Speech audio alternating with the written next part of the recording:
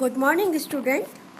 आज हम third year का फर्स्ट पेपर का सेकंड यूनिट शुरू करेंगे और उसका जो फर्स्ट टॉपिक है संत थॉमस एक्विनास, उनका भी सबसे पहले वैचारिक पृष्ठभूमि क्या रही है, रोमन साम्राज्य और रोमन चर्च का उदय और संघर्ष क्या रहा, उसके ऊपर मैं आपको बताऊंगी।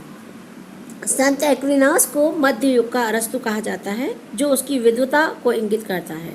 लेकिन एक्विनास मध्य युग का सर्वाधिक प्रभावशाली विचारक होने के बाद भी कोई मौलिक राजनीतिक चिंतक नहीं है और न ही किसी सार्वभौम सिद्धांत को प्रतिपादित करना उनका लक्ष्य है। एक्विनास की रचनाएं इन तत्कालीन समस्याओं पर केंद्रित हैं जिनका सामना ईसाई समाज, मुख्यतः ईसाई चर्च, कर रहा है। उनका अंतिम और एकमात्र लक्ष्य चर्च की सर्वोपरिता को प्रमाणित करना है।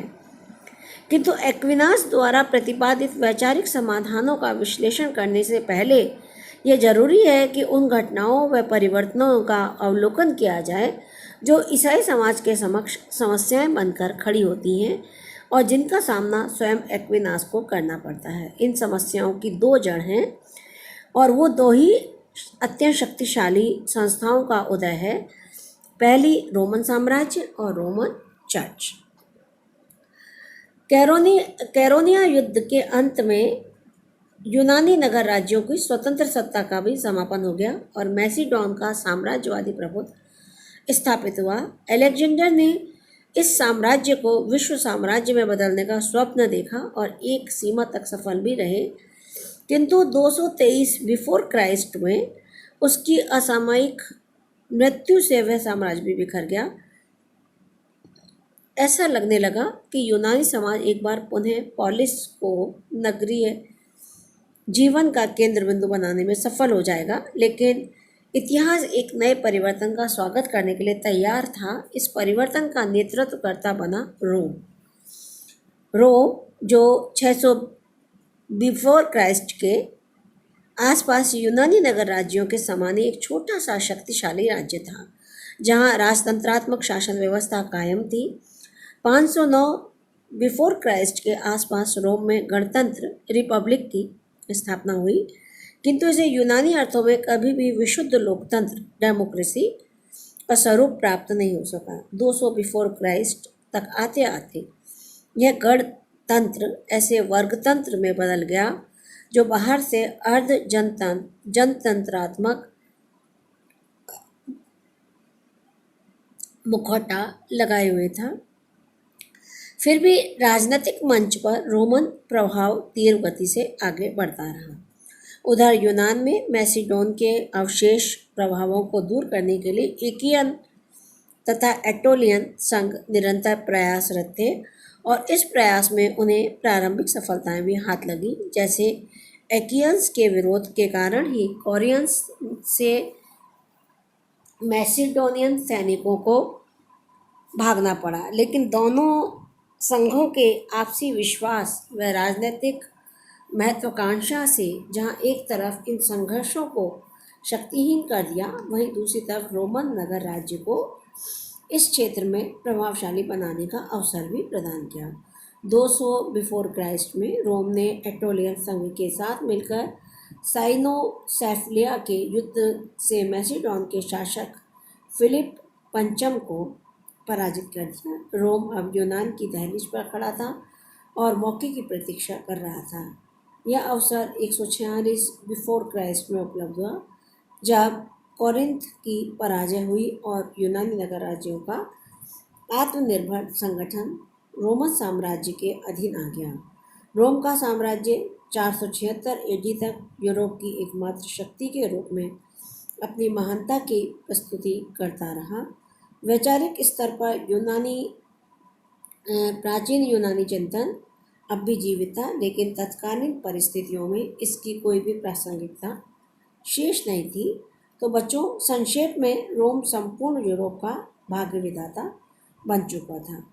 ये तो हुआ रोमन साम्राज्य का उदय कैसे हुआ। अब हम रोमन चर्च का उदय कैसे हुआ इस पर चर्चा करेंगे। इस राजनीतिक परिवर्तन के साथ साथ धार्मिक क्षेत्र में भी महान परिवर्तन हो रहा था। यह परिवर्तन ईसाई धर्म के रूप में सामने आता है। ईसा मसीह को जिस असाधारण तरीके से सूली पर चढ़ाया गया, उसी असाधारण तरीके से ईसाई धर्म का विकास भी हुआ।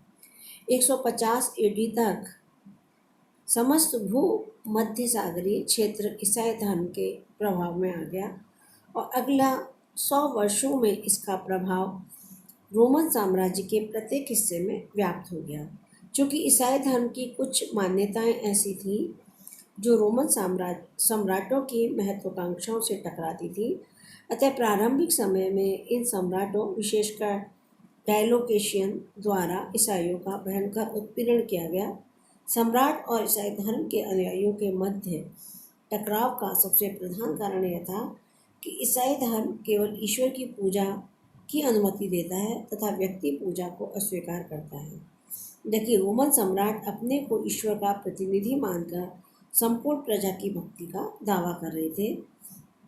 किंतु उत्पीड़न की प्रक्रिया में ईसाई धर्म के विकास को बाधित नहीं किया जा सकी और उच्च वर्ग द्वारा अपनाए जाने के उपरांत यह धर्म इतना शक्तिशाली व प्रभावशाली हो गया कि अब इसकी उपेक्षा करना असंभव था। सम्राट कॉन्स्टेंटाइन ने सैनिकों की आस्था एवं एकता बनाए रखने के लिए स्वयं ही ईसाई धर्म स्वीकार कर लिया।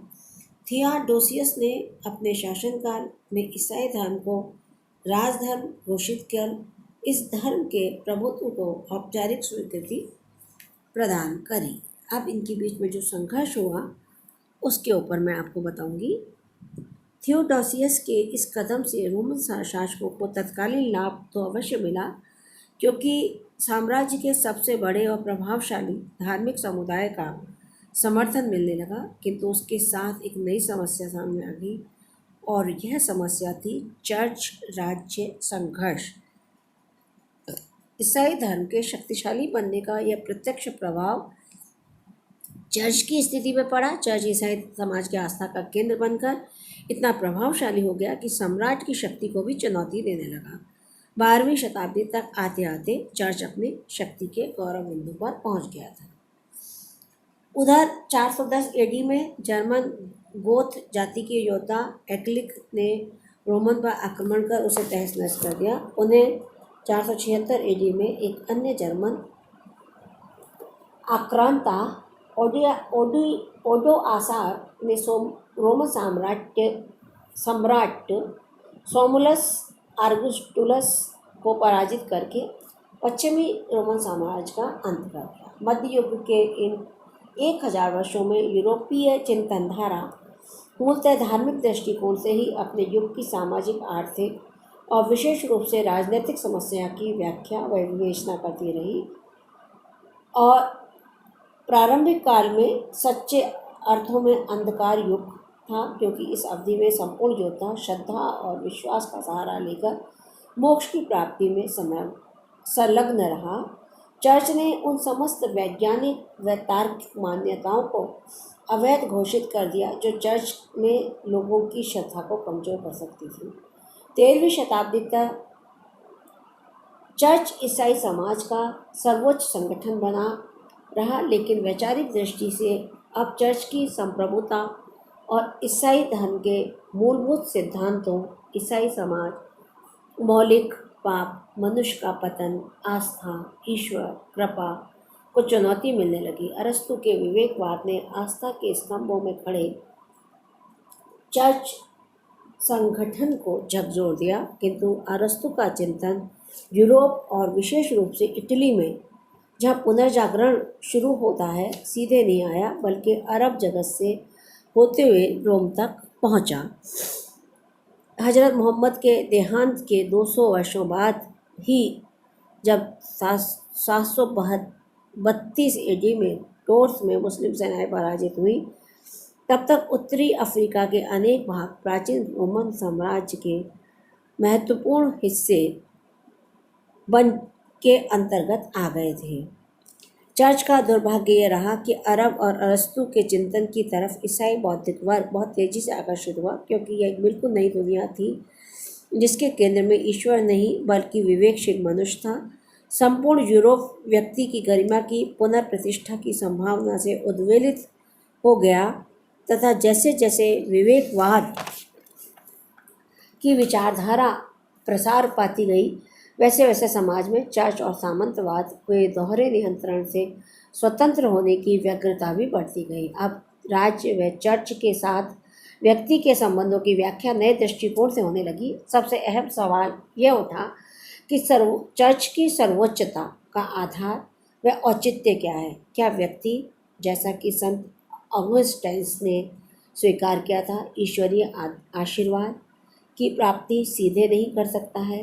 क्या चर्च की मध्यस्थता के बगैर समाज का उद्धार संभव नहीं है? इसी पृष्ठभूमि में एक्विनास का आगमन हुआ। बच्चों, आज के व्याख्यान में इतना ही।